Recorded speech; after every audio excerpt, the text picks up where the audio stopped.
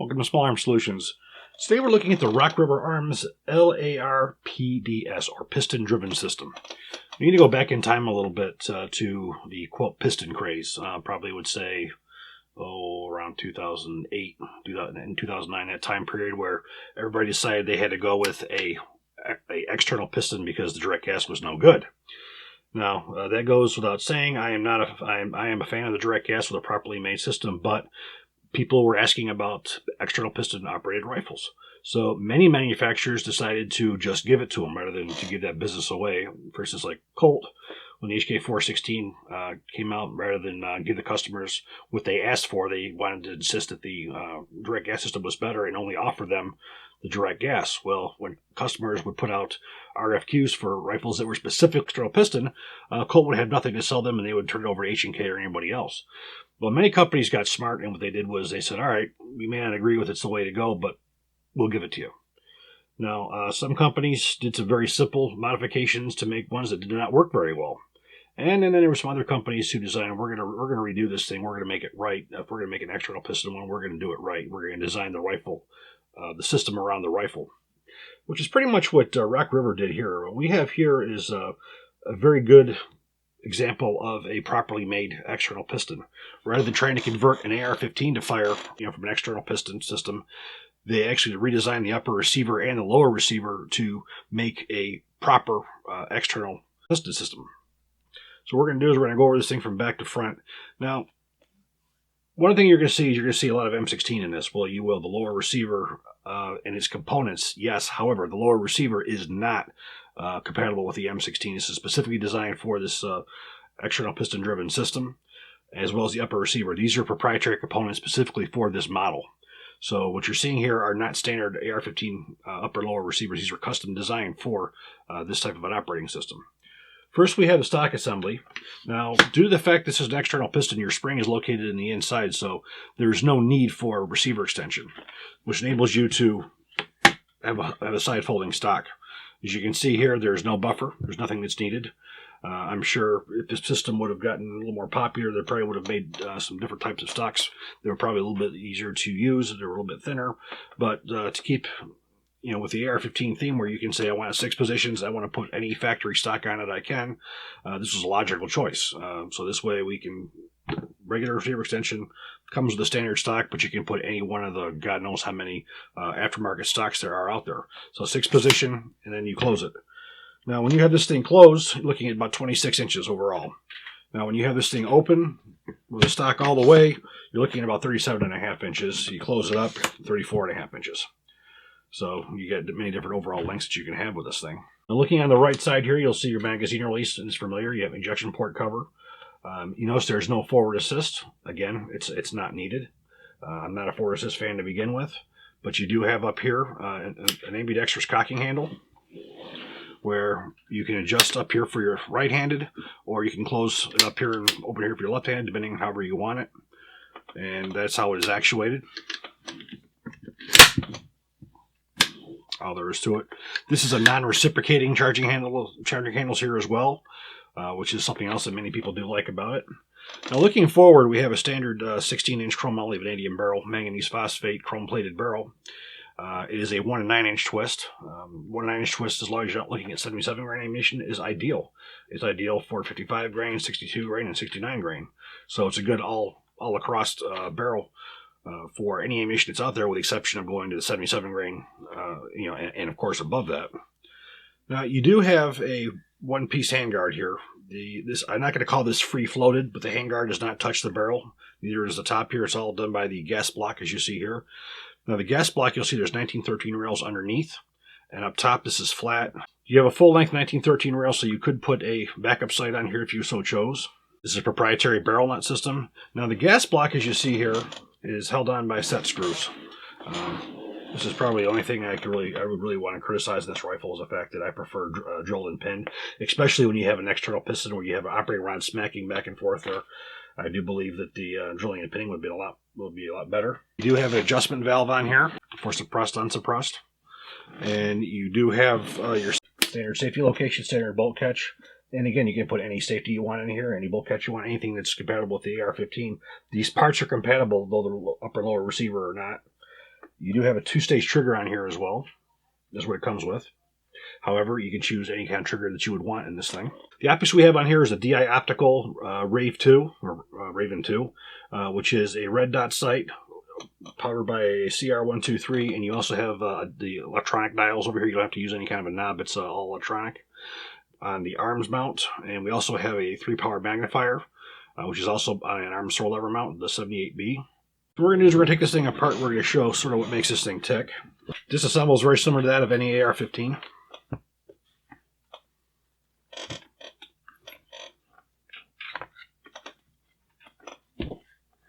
It's a little on the stiff side.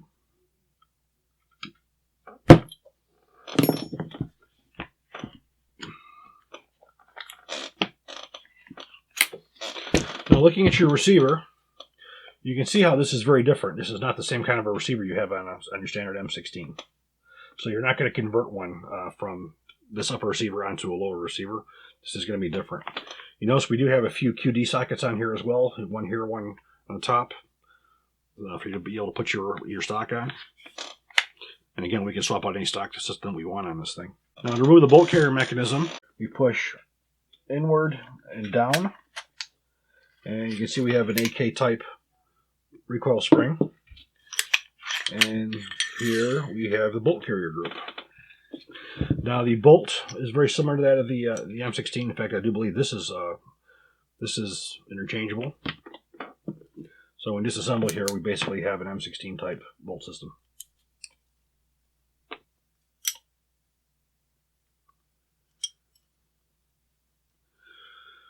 When you have big hands, it's hard to get in there to manipulate that cam pin. Remove the firing pin. I can remove the cam pin.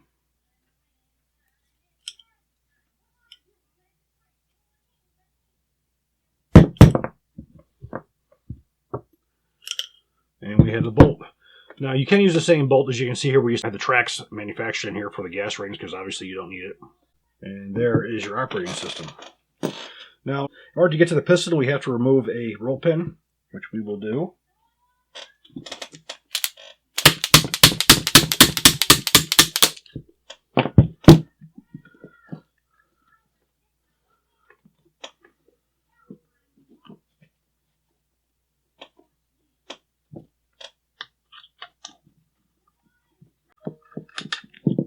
So now we remove the piston itself. So as we can see, the piston fits right on like so. And the charging handle is not removable. Now the handguard, again, you don't have any 1913 rails on the sides. You do have the 1913 rail on the bottom here for a bipod, if you so chose. Now, I imagine if this rifle would have gone on further to have more popularity, you probably would have seen some 1913 rails come out for it, but it never really got that far. Again, this was an answer to the question that was made in the mid 2000s when people wanted to look at piston guns. So for reassembly, rather simple. Drop in like so. Insert your gas plug.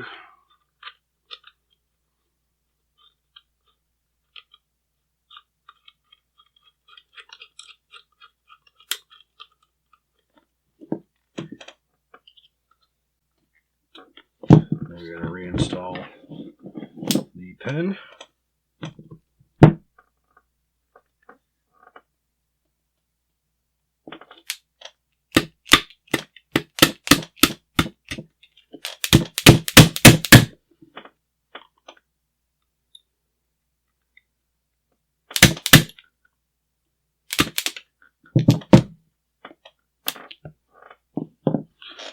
So now for reassembly of the bolt, again, just like any M16 type bolt. So we want to make sure that the extractor is lined up on the right hand side. Drop in the cam pin. Rotate the cam pin. Install the firing pin.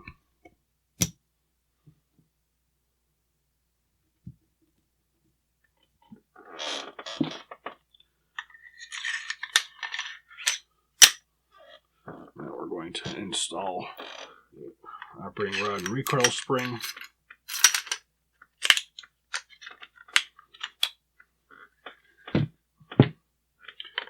Now, as you see, once you have everything installed, everything is self-contained. The recoil spring, everything is within the receiver itself, which is why you don't need to have a stock on here. This is available in a pistol form as well.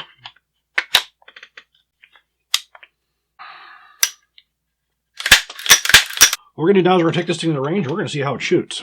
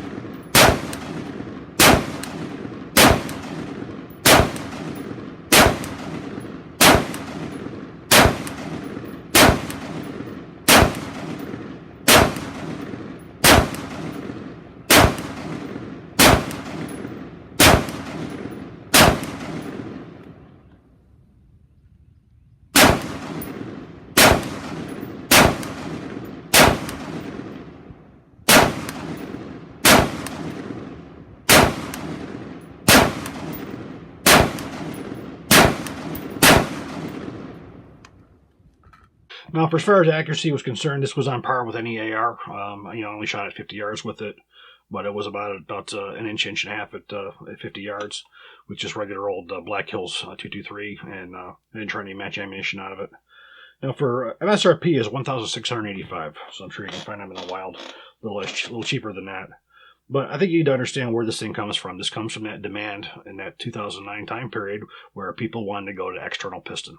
HK had that incredible, it really was an incredible propaganda campaign that they put out against the M4 and the problems that it caused, and with them looking at it congressionally and so forth.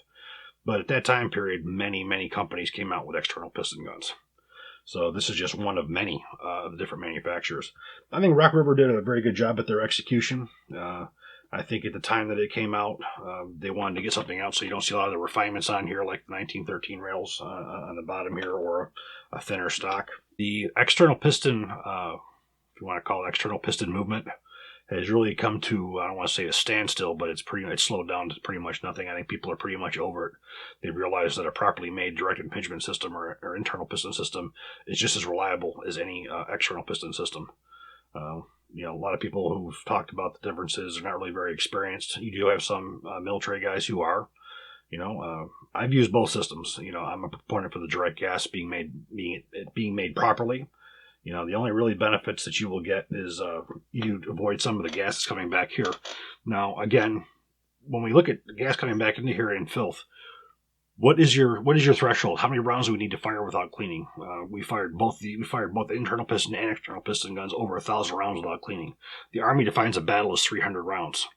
So both of them will go through what the Army considers to be a battle of 300 rounds and over 1,000 rounds without being cleaned. So which one's better realistically? So I guess it's something that you got to ask yourself. Are you really going to abuse your rifle to the point where you may find the external piston to be more advantageous? That's something I guess you got to ask yourself. I've always said, going back to that time period on direct gas versus external piston, when they say which one is better, what is the requirement? At the time, HK was making their own requirements. The U.S. military needed to come out with a requirement. It needs to fire this amount of rounds in this amount of time period and not cleaned, and have less than this amount of malfunctions. Because to my knowledge, that has never been done, where someone has said, we're coming up with a requirement and we're going to fire both guns and then have one gun pass and the other one fail. So that's really where I stand with the external piston. But it was a craze. It's still somewhat, I don't believe that Rock River sells very many of these anymore. I'm sure when they came out with that craze, they did. But I don't think they do anymore. But for those of you who are looking at an external piston type rifle, AR platform, a lot of compatibility and parts, this would be one for you to look at. I hope you guys did enjoy this video. If you do, please click like, please subscribe, and even better, share. And please consider making a donation on our Patreon. We are self-funded. We can use all the help we can get. Thank you very much.